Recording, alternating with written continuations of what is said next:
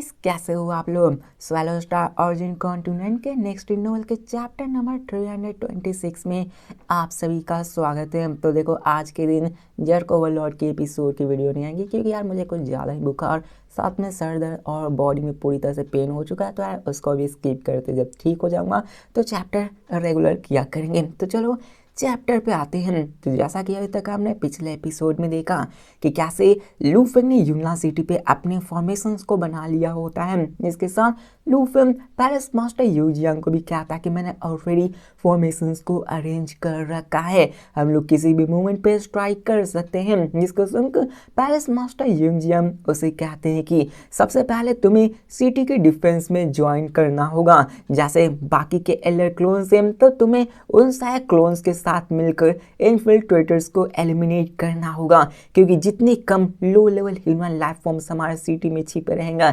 उतना हमारे लिए अच्छा होगा, उतना ही ज़्यादा हम होल्ड आउट कर सकते हैं। जिसके साथ वो ये भी कहते हैं कि सेकंड, तुम्हारी आइडेंटिटी छिपी होनी चाहिए। अगर तुम फॉर्मेशंस को भी एक्टिवेट करोगे तो मैं अनाउंस कर दूंगा कि वो फॉर्मेशंस को मैंने कास्ट किया है, ना कि तुमने। लू फेंग भी कहता कि मैम समझ गया। अब यहाँ पे लू फेंग ये भी जानता था कि एक बार वो एक्सपोज हो गया तो लू फेंग काउंटलेस एनिमीज का टारगेट बन जाएगा। जितने भी लर्किंग क्रिएचर्स हैं वो एल्डर्स को छोड़कर अपने लू फेंग पर अटैक करना शुरू कर देंगे। यहाँ तक कि लू फेंग अभी यूना सिटी के रीइंफोर्समेंट पावर्स को यूज कर सकता है, लेकिन लू फेंग में इतना कॉन्फिडेंट नहीं था कि वो एक ultra limit level heart bewitching worm और साथ में अदर ग्रुप्स ऑफ लीडर्स के ट्रू बॉडी के एक साथ अटैक को सह सके। मतलब कि यार कोई नहीं सह सकता है। अपने यंग यंग में अपने फुल पोटेंशियल में होते हैं तो इतने सारे बंदों के अटैक करने की वजह से ये भी कुछ नहीं कर पाते। लू फेंग तो अभी उतना पावरफुल भी नहीं हुआ है और फिलहाल में लू फेंग ने अभी तक ब्रेक थ्रू नहीं किया है, ये हमें बताया नहीं गया। तो फिलहाल लू फेंग को ब्रेक थ्रू का इंतजार तो करना ही पड़ेगा, तभी जाकर कुछ अलट पलट हो सकता है, मतलब सडन सरप्राइज देखा जा सकता है। जिसके साथ पैलेस मास्टर यंग यंग उससे कहते कि जाओ अब यूनिवर्सिटी सिटी के लॉर्ड तुम हम। जिसके साथ वो कहते कि अगर तुम्हें किसी चीज़ की ज़रूरत हो तो मुझे मैसेज भेज देना, मैं उन सारी चीज़ों को कमांड कर दूंगा। सारे एल्डर से तुम्हें कोई भी चीज़ चाहिए तो मुझे ज़रूर बता देना। जिसके साथ लू फेंग हामी भरता है और उस ऑर्डिनरी से केव से आराम से निकल पड़ता है। पैलेस मास्टर यून जियांग वहीं पे बैठे हुए सब कुछ देख रहे होते हैं। यहाँ पे वो कहते हैं कि मैं जो भी कर सकता था वो मैंने किया, अब बाकी वो सब किस्मत का खेल है। अब यहाँ पे जब से एक नई लो level human life forms army बाहर सिटी में ज्वाइन की है, यार पैलेस मास्टर यूंग जियांग को पता चल गया था कि यार इस रेट से हमारी सिटी आधे दिन तक भी नहीं टिक सकती है और यहाँ पे अगर और भी आ गई तो और भी टाइम कम हो जाएगा। लेकिन चाहे कुछ भी हो उन्हें रोकना ही होगा। जिसके साथ हमें लू फेंग को दिखाया जाता है जो कि यूनिवर्सिटी सिटी के कोर एरिया के अंदर जाना शुरू करता है। उसके पास बिल्डर सिटी बिल्डर सेल थी, उसने उसको रिफाइन कर रखा था, इसीलिए वो यूना सिटी के हर एक जगह पे अपने मूवमेंट्स को देख पा रहा था कि कहाँ कहाँ पे वो low level lurking life forms घूम रहे हैं। वो उन सबके पिन पॉइंट लोकेशंस को मार्क कर पा था। जिसके साथ लू फेंग कहता कि मेरी फॉर्मेशन स्टार फॉर्मेशन जितनी पावरफुल नहीं होगी, लेकिन फिर भी मैं एक एक करके उन सारे एलाइट लर्किंग स्क्वाड्स को टारगेट करूंगा। स्टार फॉर्मेशन वही होती है जिसको कि एल्डर गाइटो ने 92 एल्डर्स के साथ मिलकर कंट्रोल करके इनसाइड लर्किंग्स पर अटैक किया था। लू फेंग इसी की बात कर रहा था। जिसके साथ लू फेंग मूव करते करते ही अपने इस फॉर्मेशंस को एक्टिवेट करता है। रंबल होने लगता, मतलब कांपने लगता है पूरा का पूरा आसमान। एक डार्क सैन क्लाउड्स के अंदर से सडनली यूना सिटी के ऊपर अपीयर होती है और ये जो फॉर्मेशंस होती है वो सीधे एक लर्किंग स्क्वाड के सामने जाकर ही खुलती है, उसके सामने ही बन जाती है। और उसी टाइम लू फेंग यूना सिटी की एक वास्ट एनर्जी रिजर्व में से अपनी पावर्स को लेकर एम्पलीफाई करता है और अपनी फॉर्मेशंस की पावर को भी काफ़ी ज़्यादा बढ़ाता है। जिसको देखकर वहाँ पे जितने भी लर्किंग क्रिएचर्स होते हैं वो कहते हैं कि ये अच्छा नहीं है, ये फॉर्मेशंस हमारे ऊपर ही कंडेंस हो रही है, ये हमें ही टारगेट की जा रही है। जिसको देखकर वहाँ पे बंदे कहते हैं कि हमें केयरफुल रहना चाहिए। जिसके साथ हमें बताया जाता है कि उन्होंने ऑलरेडी ऐसे एम्ब्यूसेस को सह लिया था। इस एलाइट टीम के अंदर 7 लीडर लेवल क्लोन्स मौजूद थे, वहीं पे 5 5 true bodies of core members में मौजूद थे और 39 कोर मेंबर्स के क्लोन्स मौजूद थे।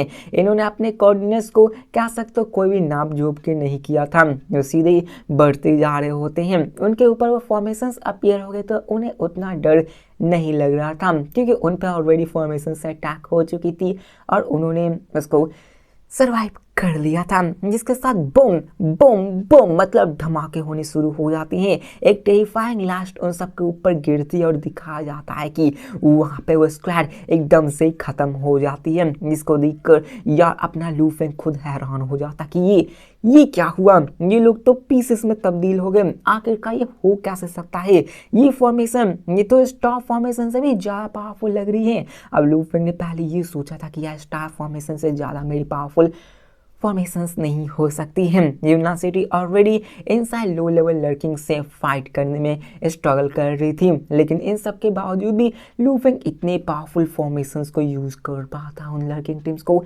मार पा रहा था। जिसके साथ हमें बताया जाता है कि उनमें तो टोटल 7 ट्रू बॉडीज थे, जिनमें से सिर्फ 3 ट्रू बॉडीज ही बचे हुए थे कोर मेंबर्स के, जो अभी जिंदा थे, लेकिन वो भी अपनी आखिरी सांस पे अटके हुए थे। जिसके साथ हमें बताया जाता कि फिर से एक बार लाइटनिंग गिरती है और यहाँ पे सब कुछ तबाह हो जाता है। जो बचे हुए 3 बंदे थे वो भी मारे जाते हैं और एकदम से 10 सेकेंड में एलाइट स्क्वाड टीम खत्म हो जाती है, तबाह हो जाती है। एक एलाइट स्क्वाड टीम 10 सेकेंड के अंदर खत्म हो जाती है। 10 सेकेंड क्यों लगा, क्योंकि यहाँ पे लू फेंग हर एक 10 सेकेंड के अंदर ही अपने सील फॉर्मेशंस को, अपने सिटी के ऊपर लगे हुए फॉर्मेशंस को एक्टिवेट कर सकता था। अब यहाँ पे हमें बताया जाता है कि लू फेंग का जो फॉर्मेशंस था वो एक ही जगह कॉन्सेंट्रेट होकर फाइट किया करता था, अटैक क्या करता था। जिसके साथ बात करें स्टार फॉर्मेशंस की तो वो मल्टीपल स्क्वाड्स पे एक साथ अटैक किया करता था, लेकिन लू फेंग के लाइफ एंड डेथ फॉर्मेशंस वो एक सिंगल स्क्वाड पे अपनी फुल पावर्स के साथ अटैक करता था, जिसकी वजह से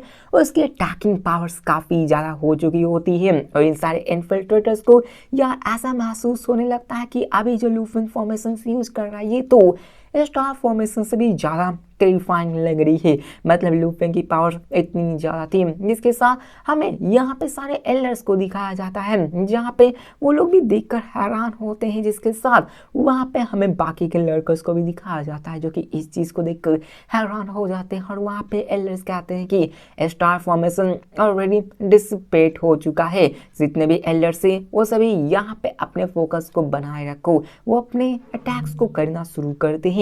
वहाँ पे एल्डर्स एक से हैरान हो जाते हैं कि आखिरकार एक और ग्रैंड फॉर्मेशंस कहाँ से अपीयर हो गई। अब लू फेंग की पावर्स की बात करें तो वो ऑलरेडी स्टार फॉर्मेशंस की पावर से 50 से 60% पहुंच गई थी, लेकिन वो सिंगल टारगेट को यूज कर रहा था, इसलिए उसकी पावर्स अटैकिंग ज़्यादा थी। एल्डर्स काफ़ी ज़्यादा सरप्राइज हो चुके थे कि आखिरकार ये फॉर्मेशंस आया कहाँ से। और यहाँ पे हमें ये भी बताया जाता है कि ये सभी तो वहाँ पे कर रहे थे, मतलब बकवास लिखी गई थी। वही गायतों के बारे में बताई जाती है, जो कि आप ऑलरेडी जानती हो। सारे एल्डर्स हैरान हो रहे थे। जिसके साथ अपना जो युंगजियांग होता है वो कहता है कि वो बंदा मैं हूँ जिसने कि फॉर्मेशंस को एक्टिवेट किया है, क्योंकि यार ये सारे जितने भी एल्डर्स थे वो कंफ्यूज हो रहे थे। जिसके साथ पैलेस मास्टर युंगजियांग कहते हैं कि मैंने टेम्परली अपने इंजरीज को सप्रेस कर रखा है, मैं अपनी थोड़ी मोड़ी स्ट्रेंथ को एक्सर्ट कर सकता हूँ, मैं कोशिश करूँगा कुछ और इन्फिल्ट्रेटर्स को एलिमिनेट करने की। जिसको जानकर जितने भी एल्डर्स होते वो कहते हैं कि ओह तो ये पैलेस मास्टर युंगजियांग है।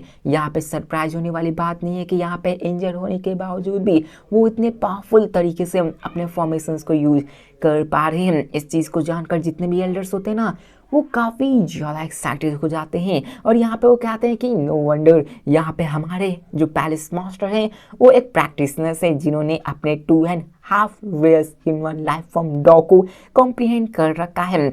और ये सेंस करता भी है, क्योंकि पैलेस मास्टर युंगजियांग की जब सोल पॉल्यूट नहीं होती तो ऑलरेडी पैलेस मास्टर वेयंग से काफ़ी ज़्यादा स्ट्रॉन्गर थे। वो अपनी पीक पावर्स में अपने वेयंग हॉल मास्टर्स के 2 वेयंग हॉल मास्टर को मिला दे तो उससे भी ज़्यादा पावर को एक्सर्ट किया करते थे। ऑफ कोर्स वो अपने पीक के समय पैलेस मास्टर युंगजियांग कभी भी अपने मिलिट्री मेड पॉइंट्स को स्पेंड नहीं करते वो एक सिटी को बनाने में। वो तो उनके ऊपर वो कर्स लगा था, जिसके कारण उन्होंने जान लिया था कि वो मरने रहने वाले और इतने सारे मिलिट्री मेड पॉइंट्स का वो घंटा कुछ नहीं उखाड़ पाएंगे, कुछ नहीं कर पाएंगे। इसलिए उन्होंने इस सिटी का निर्माण किया था, जिसके साथ यहाँ पे ये सभी चीजें होने लगती हैं और वहाँ पे वो सभी बातें होने लगती हैं, जिसके साथ वहाँ पे एल्डर्स कहते हैं कि मैं सच में चाहता हूँ कि हमारे पैलेस मास्टर सच में अपने पावर्स को यूज करके हमारी मदद करे। जिसके साथ पैलेस मास्टर युंग जियांग को भी यार थोड़ा सा निराशा होने लगता है, क्योंकि हम लोग जानते हैं कि ये फॉर्मेशंस की पावर्स किसी और ने लू फेंग ने यूज की थी। एल्डर्स जो होते वो खुश थे, लेकिन पैलेस मास्टर युंग जियांग खुद को यार निराश पाते हैं। वो सच में कहते हैं कि काश मैं सच में अपने इंजरीज को सप्रेस करके उसको हटाकर अपने इंसान फाइटिंग में मदद कर पाऊं, लेकिन यार फिलहाल में वो कुछ नहीं कर सकते। वो और भी एग्जॉस्ट हो चुके थे, थक चुके थे, वो तो स्ट्रगल कर रहे थे अपने आप को जगाए रखने में ही। जिसके साथ हमें यूनला सिटी के कोर रीजन का सीन दिखाया जाता है, जहाँ पे लू फेंग मिड एयर में फ्लाई करता हुआ जा रहा था। वो अपने उन सारे इन्फिल्ट्रेशन स्क्वाड्स को देख पा था। अब जैसे यहाँ पे लू फेंग उन सबको देखता है ना, अब वो भी उन सबको देखते ना, मतलब लू फेंग को सारे इन्फिल्ट्रेशन स्क्वाड देखते ना, तो यार वो सारे बड़ी स्पीड से भाग जाते हैं और दूसरे डायरेक्शंस में निकल जाते हैं, क्योंकि उनका कोई मन नहीं था लू फेंग से फाइट करने के लिए। अब लू फेंग कहता है कि ये ऐसा इन्फिल्ट्रेटर्स ये लो लेवल ह्यूमन लाइफ फॉर्म्स के हैं, जिनके स्पिरिचुअल एट्रीब्यूट्स काफ़ी मजबूत है, लेकिन उनकी स्पीड भी काफ़ी ज़्यादा टेरिफाइंग थी। हम लोग ऑलरेडी जानते हैं कि लू फेंग की स्पीड लाइट से स्पीड से ट्रिलियंस ऑफ टाइम फास्ट है। वो ऑरिजिन कॉन्टिनेंट के एक कोने से दूसरे कोने में सिर्फ सेकंड में जा सकता है, मतलब उसकी स्पीड सच में काफ़ी ज़्यादा फास्ट है। लेकिन ये ऑरिजिन कॉन्टिनेंट नहीं है, ये ऑरिजिन वर्ल्ड के बाहर की दुनिया है, जहाँ पे डिस्टेंस बहुत बड़ी है। मतलब कह सकते हो कि यार बहुत छोटा इस यूनिवर्स के अंदर हमारा जो सोलर सिस्टम है उतना छोटा ऑरिजिन कॉन्टिनेंट और बाकी का बाहर का चीज वो पूरा का पूरा ऑरिजिन कॉन्टिनेंट के बाहर का चीज है।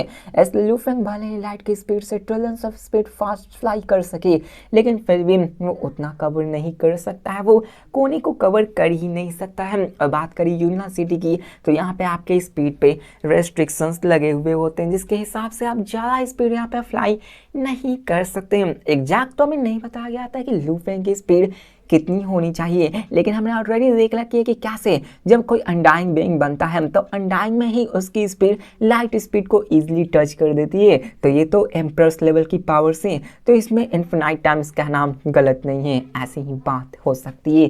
जिसके साथ यहाँ पे उन इन्फिल्ट्रेटर्स की जो पावर है वो अपने लू फेंग से ज़्यादा तो नहीं थी, लेकिन उनकी स्पीड अपने लू फेंग से काफ़ी ज़्यादा होती है। और जब भी वो लू फेंग को देखते हैं भाग निकलते हैं, क्योंकि उनका कोई इरादा नहीं था लू फेंग से फाइट करने को। जिसके साथ यहाँ पे लू फेंग कहता है कि मैं तो उनको पकड़ नहीं सकता हूँ, मैं सिर्फ अपने सिटी के फॉर्मेशंस को यूज़ करके उन पे एक साथ अटैक कर सकता हूँ, वो भी कहीं भी किसी वक्त भी, जिसके साथ मैं उन सबको मार सकता हूँ, वरना मेरे पास तो कोई चारा भी नहीं है। जिसके साथ लू फेंग फिर से फॉर्मेशंस को कंट्रोल करता है, फिर से एक मैसिव एनर्जी रिजर्व को एक और स्ट्राइक, एक और लर्किंग टीम पे स्ट्राइक करता है, बूम, और डिस्टेंस में एक टेरिफाइंग लाइट बर्स्ट होती है और दिखाया जाता है कि एक और लर्किंग स्क्वाड एलिमिनेट हो जाती है, जिसको देखकर वहां पे जितने भी एल्डर्स होते हैं ना वो यार पूरी तरह से खुश हो जाते हैं और कहते हैं कि एज एक्सपेक्टेड एक और लर्किंग स्क्वाड एलिमिनेट हो चुकी है। और पैलेस मास्टर युंग जियांग से हम लोग एक्सपेक्ट भी यही कर सकते हैं। अब देखो आवाज में थोड़ी सी गड़बड़ हुई या फिर थोड़ी मोड़ी सांस तो फूल रही हो, उस पर माफ़ करना, क्योंकि बुखार है, समझ सकते हो। जिसके साथ यहाँ पे ऐसे ही चलने लगती है, वहाँ पे एक एक करके यूनान सिटी के कोर के ऊपर फिर से वहाँ पे लाइटनिंग गिरने लगती है।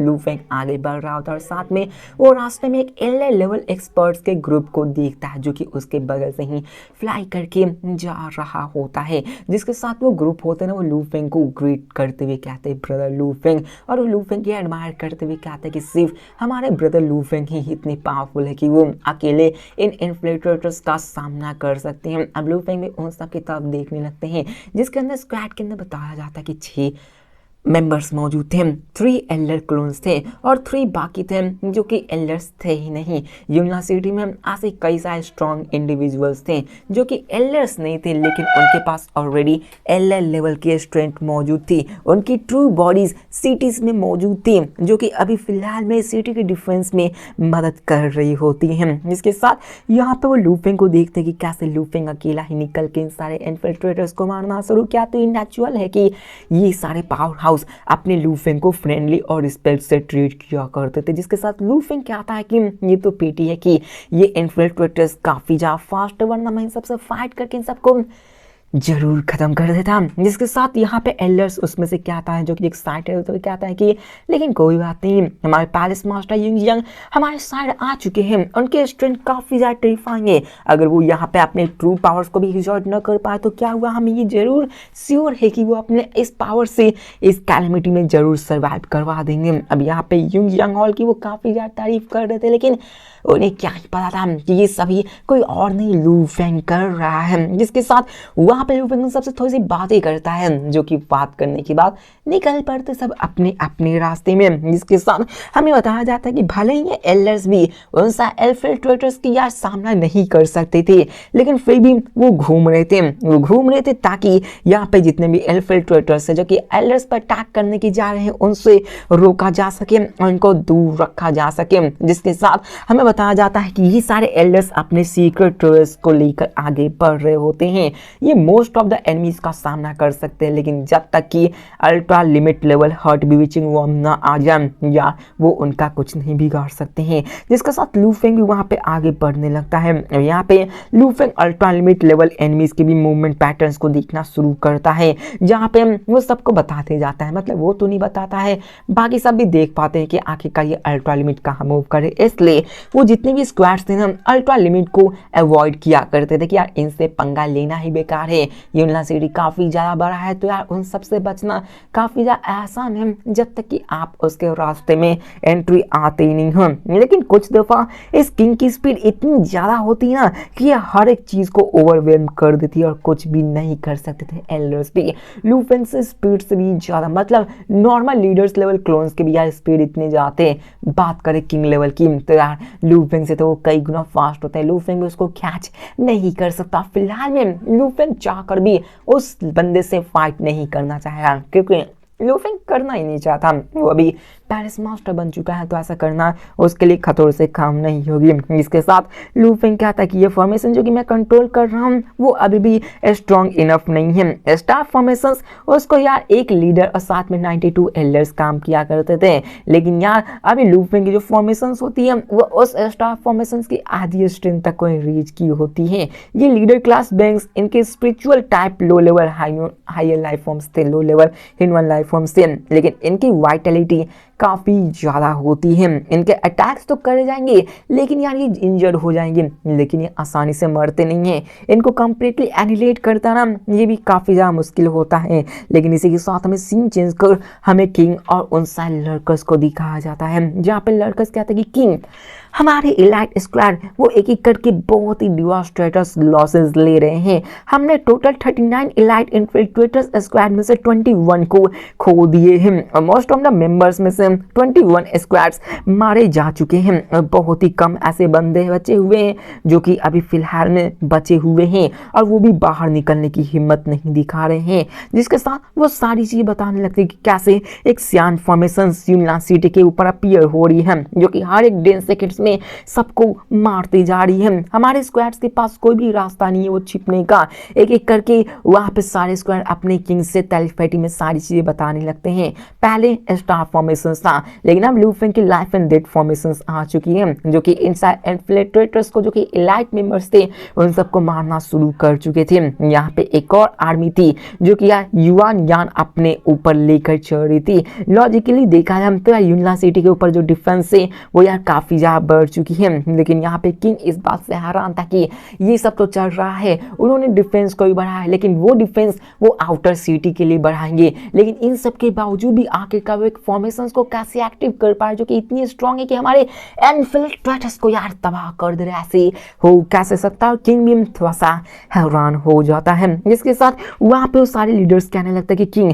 हमारे इलाइट इन्फिल्ट्रेटर्स वो सारे पैनिक कर रहे हैं, अगर हमें कुछ भी काउंटर मेजर नहीं निकाला तो कंप्लीटली कोलैप्स हो जाएंगे। ये लीडर्स को भी काफ़ी ज़्यादा डर लग रहा था क्योंकि इनको भी अपनी जान की पड़ी थी। भले ही जो अर्ली स्टेज और मिड स्टेज थे यार वो कूद जाते थे, मरेंगे तो मरेंगे लेकिन मार के मरेंगे, लेकिन ये लीडर्स लेवल लेट स्टेज यार उन्होंने इतनी मेहनत से प्रैक्टिस की है, आखिरकार वैसे बेफालतू में कैसे मारे जाएंगे, जिसके साथ वो सभी डर रहे थे और किंग इस बात को अच्छे से जानते थे कि यार ऐसा चलता रहा तो सब लोग भागेंगे ही, जिसके साथ वो काफ़ी ज़्यादा डर रहे थे। जिसके साथ यहाँ पे आखिरकार क्या करना चाहिए वो सब सोचने लगते हैं। यहाँ पे वो सब फोर्स पे आ चुके थे कि उन्हें कुछ ना कुछ जल्दी से करना ही है, जिसके साथ किंग ऑर्डर करते हुए क्या था कि जितने भी इलाइट इन्फिल्ट्रेटर्स टीम है सब लोग डिस्पर्स हो जाओ और जल्दी से छिप जाओ। वो सबको ऑर्डर देता है। वो अभी इतना केयर नहीं करता कि यार उसकी कितनी ज़्यादा सब ऑर्डिनेट की मौत होती है, मतलब उसको घंटा फर्क नहीं पड़ता, मरो जितने मरना है मरो।